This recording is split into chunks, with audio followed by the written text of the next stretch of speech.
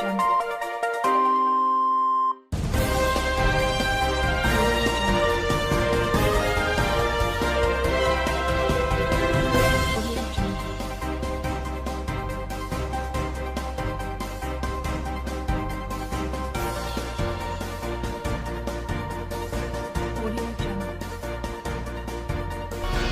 all about constructive argument and not destructive one. But if there is need for our reviewers to destroy, they will do that. Still by Eastern the Southeastern, some Flip TV, Michael Sticky Minutes right here with you at Urban Newsstand, and I have my reviewers here deliberating on vital issues. Let's quickly move down to what we have on today's edition of this program. The Nigerian Pilot Municipal Borders opening. Presidential Committee tells President Muhammadu Buhari to reopen borders in report just submitted. Says it's assessed gains of closure, recommends reopening, that objectives for closing borders have been achieved, fails to disclose exact date of reopening borders, On to the next one, which is Maradona. Of course, the football legend is dead. Football legend Maradona dies at 60. Recession, Nigeria's economy doing well compared to others. That's what the Minister for Information, Lai Mohammed, has said. Yeah, Nigeria's economy doing well compared to others, says Lai Mohammed. The Nation newspaper with good stories. Yeah, the front page of the Nation, the major headline, it reads: pressure mounts on government to reopen land borders. JP Clark honored in Lagos. LCCI, NECA, TUC, that's the Trade Union Congress, push for action. Panels report ready, says Finance Minister. On top of the paper, I have Senator dumps PDP for APC to run for governor. Boni boasts of defections. And Lagos Ibadan speed train begins operation December 7. 47 cows killed as train derails in Osun State. And the last story on the front page of this journal: court orders Shorty to produce Mainor's son. Lawyer quits case. And these are the stories we have on the front page of the Nigerian Pilot and the Nation newspaper. Of course, we have our reviewers set to express their views on this platform. Let's join them. I'll be right back.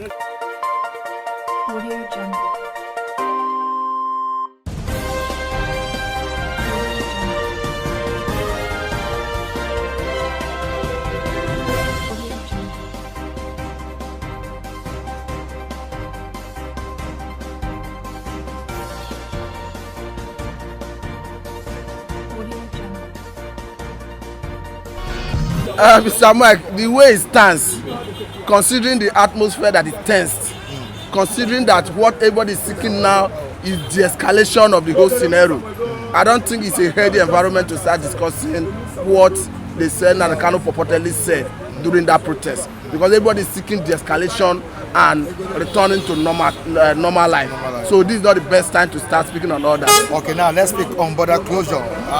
There has been pressure on the president to reopen the borders, and I think it's high time for him to listen to people's words or advice and reopen these borders.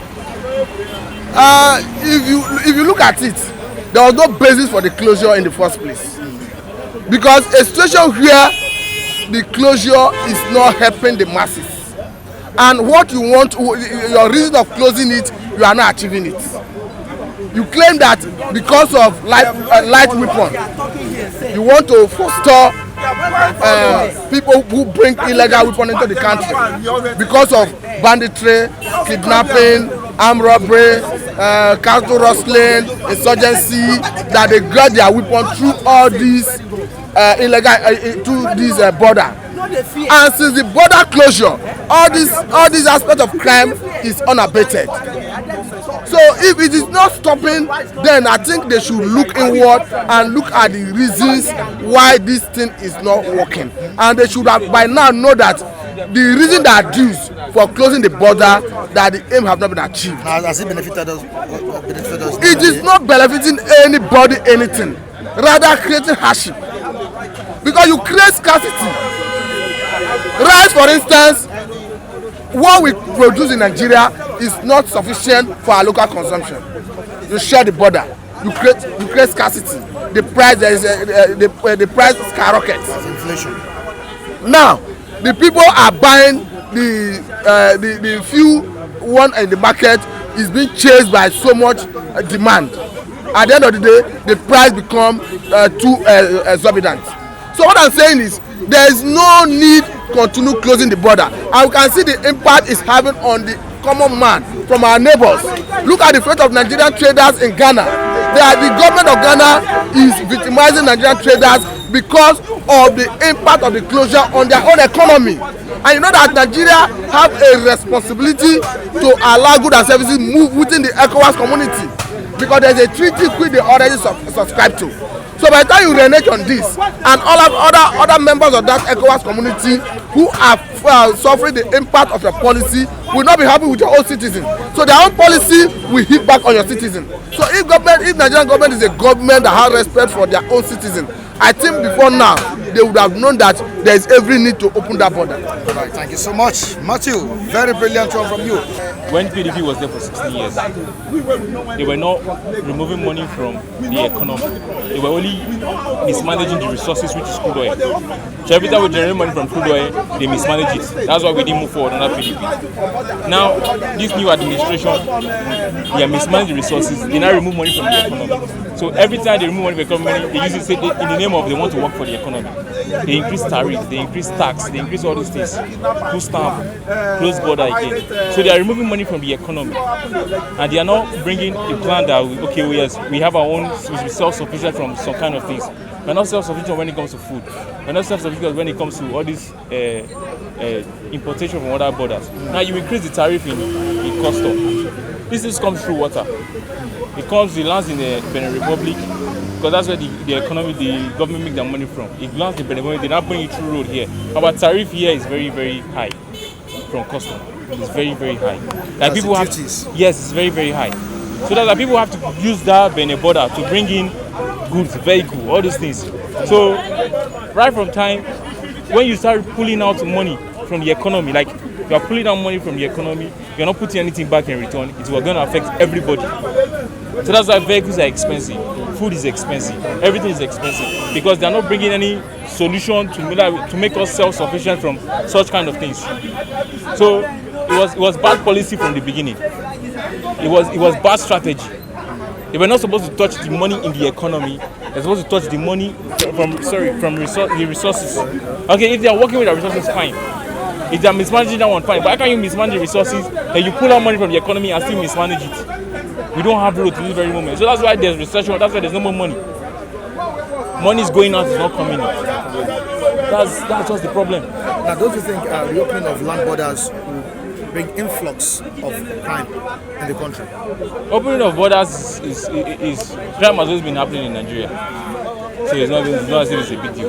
We have been suffering from insecurity right from time. It's not as if right from day one. So opening border in the south here, I don't see it causing crime in the south, except in the north, where they have because of terrorism, that's their stronghold in the northern. Yes, it does in West Africa, Mali, Niger, Chad, Cameroon. We are all suffering from this. So border closure in the north, fine, but here in the south, it's more of it will help other African countries, and it's also help our own country, so that business can go in and out, which is going to help the West African region. So that's where I see it.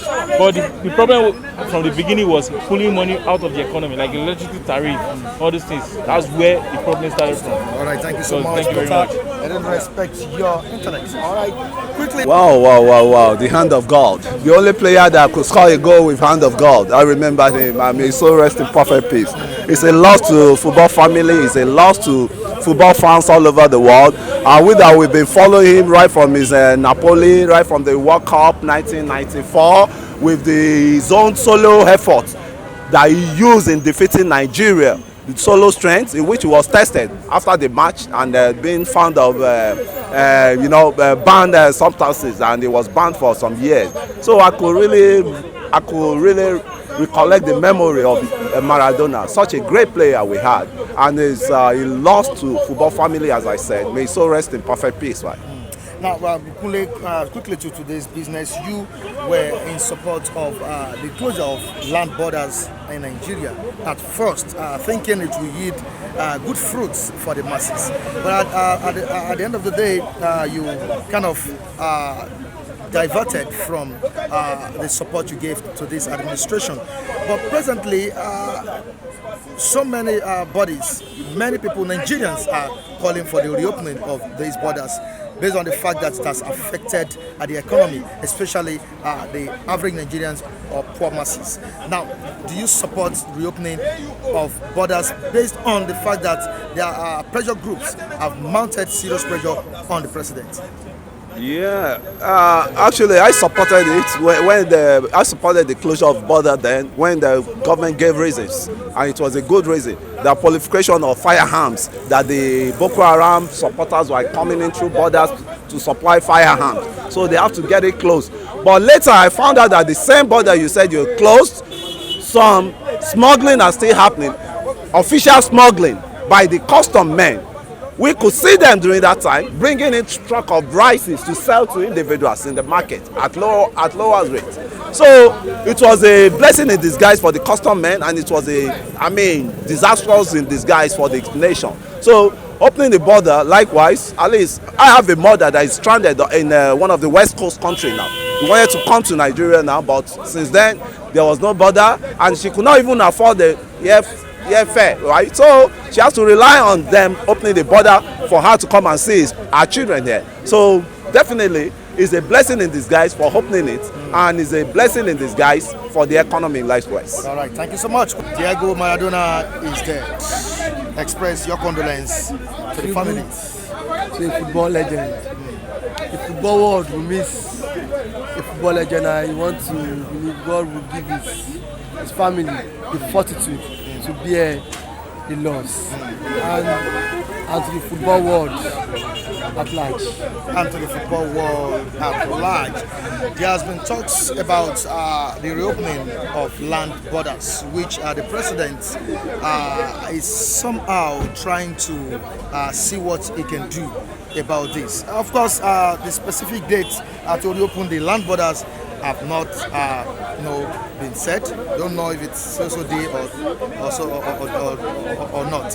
But the question is, what benefit has the closure of borders have on Nigerians? What benefit has the closure of borders? Thank you, Mr. Makadekole. Yesterday, the Minister of Finance held meeting with some hierarchy officials in government, and the president set up a committee, because there was a committee that was set to checkmate the benefits why the border was closed. And yesterday the same committee went back to recommend their findings to the president, and according to the report I saw online, he said there was no benefit. No benefit. That Nigerians were even groaning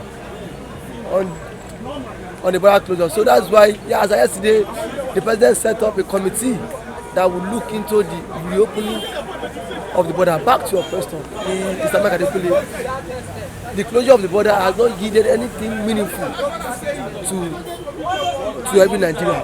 Instead, it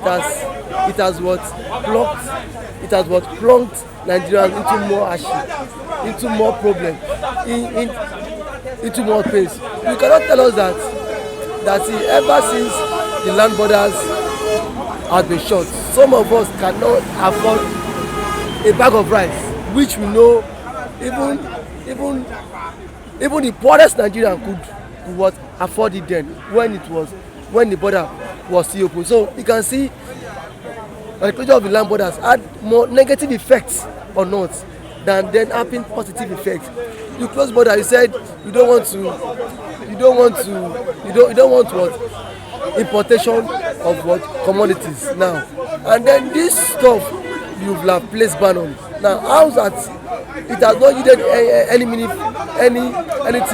meaningful or not. Still, we don't grow rice here. We don't produce virtually everything here. So most of all these things are then have been imported into the country. and by so doing so, every Nigerians, at least every investors come in to invest in this, because once you import your goods here, you have 1 or 2 Nigerians which will be employed virtue by this means. But man, you've now shut down their means of livelihood. Now, David, initially the president had a good motive for this, but it seems it later turned negative. Now, would you blame the president or the people he appointed to work for him? A good motive. When you say the president have a good motive for him to shut down the borders, what roadmap does he? Okay, now you shut the borders. You know, virtually things will not come in. So now you need to be what? Self-sufficient. You need to grow Productive. You need to be productive. You need to grow everything here. Now, the same president gave money to what? Farmers now. And farmers said that what? Erosion washed away their farm. Now, and these are the same farmers that would have produce farm produce that will benefit everybody. But now you can see the excuses. Some of them even carted away with the money till date. Nobody has been investigated, and now still you shut down the land borders. You are saying it will have positive effects. How do you think it will have positive effect on Nigeria? And then see every damn thing Nigeria consume, everything you hear on us, there is nothing that has been produced here. Everything Nigeria, from I think now, let me give you let me give you a scenario. Shehu Shagari in 1983, Shehu Shagari came up with a policy called the Green Revolution. He wanted to make Nigeria the world producing of rice, largest economy producing rice in the whole wide world. Now Shehu Shagari shuts all our land borders. He stopped rice from coming in. Do you know that along the line that policy crashed? It was tagged with the Green Revolution. Yes, revolution. Along the line, Shehu Shagari was still the one that he went and start importing rice into the country because of the policy crash. And then see now, you cannot compare the population of Nigeria as at then compared to now. If such policy, if we should crash then now that Nigeria have close to like 200 million, government needs to be on their toes to bring formidable policies. All right, thank you so much, Dave. The lovers of sports and of course everyone will forever be grateful that somebody like him, of course, existed as an opportunity. I look forward when I was a footballer, when I was in active football, they do call me Maradona of those days. Wow. Yeah, because I have a tactical skill in dribbling. Wow. And so I look up to him as a role model as far as soccer is concerned. And he's a legend and should be celebrated rather than being mourned. He has contributed his quota, ensuring that so many people, he puts a smile on the faces of so many lovers of sports across the globe. So we celebrate him. Of course, his absence will forever be felt because his presence meant so much, especially in the world of soccer. So may God grant his immediate family and every lover of sports the fortitude to bear this irreparable loss. All right, thank you so much, Chigozie. The reopening of land borders is another talk in Nigeria, which we expect to see a change this time around. Now, the president came up with this very good initiative, thinking it will work the way he expected. I don't know if it had worked the way he expected it, because some process here said the border closure, that's the land border closure, has achieved its aim. But to Nigerians, it has not achieved anything. So don't let me say to all Nigerians, to some Nigerians, at least 90% of Nigerians, it has not achieved any good. To you, what has it achieved? What benefits has the land border closure have on you and Nigerians? Yes, without mentioning words, we might want to understand what is the position of the government. What are the policies intended to achieve before the closure of border was embarked by this government?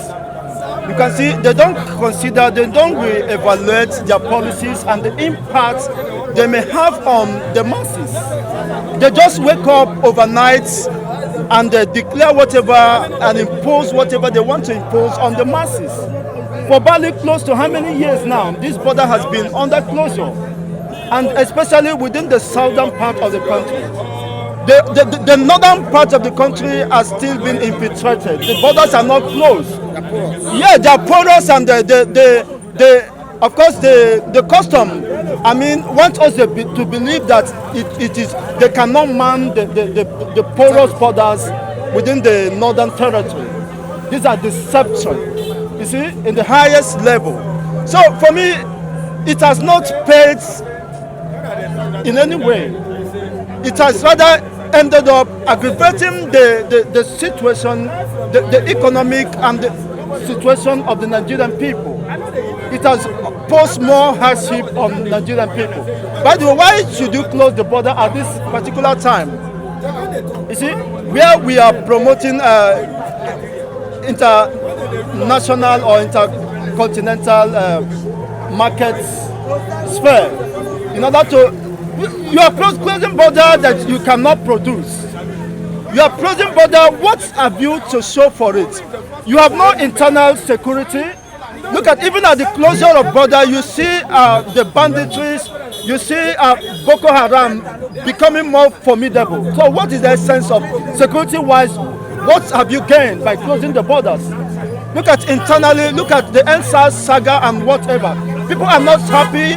People are not comfortable with the system, with this nepotic system of governance.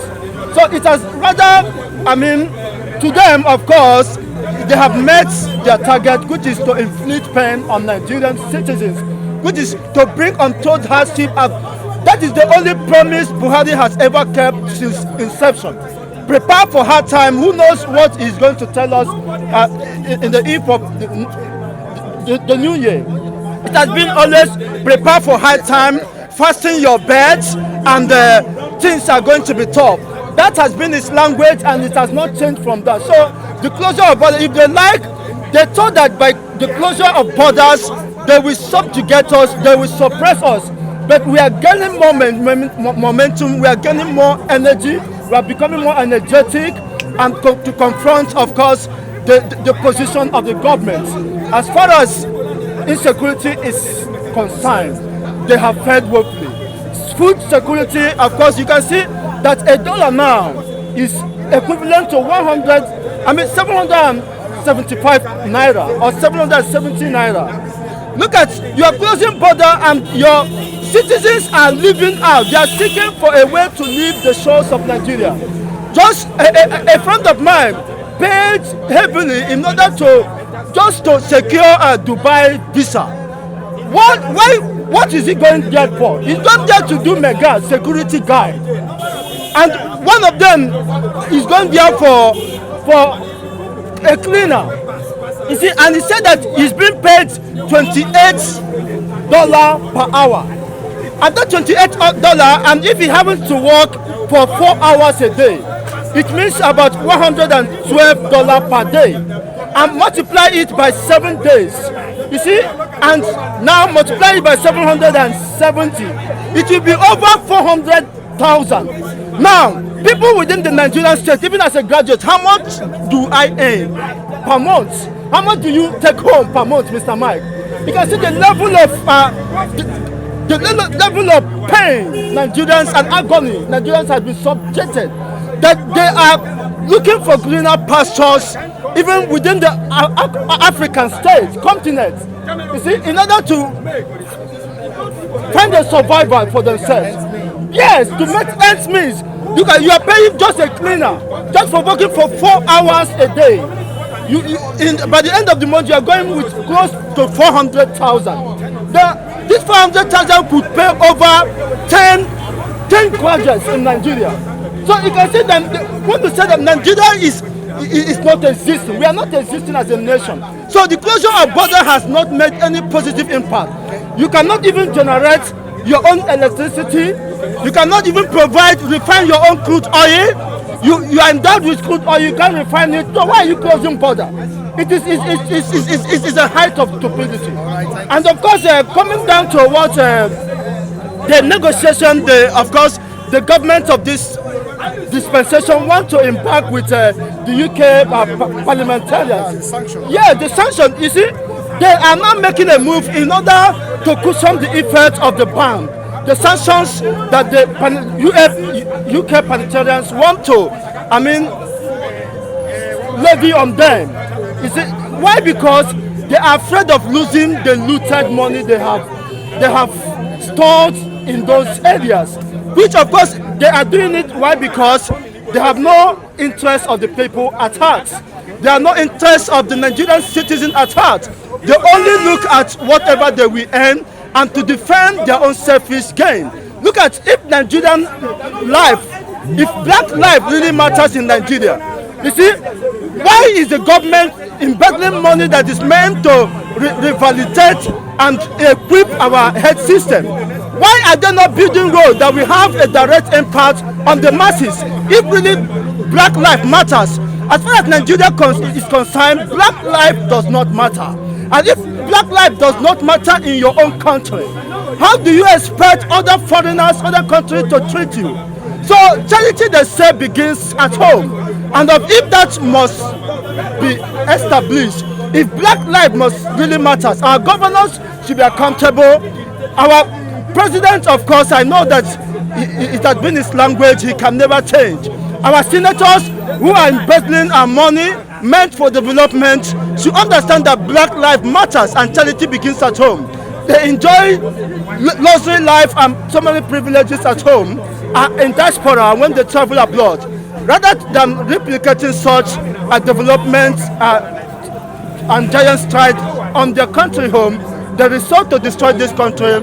As it stands now, Nigeria is a foregone alternative.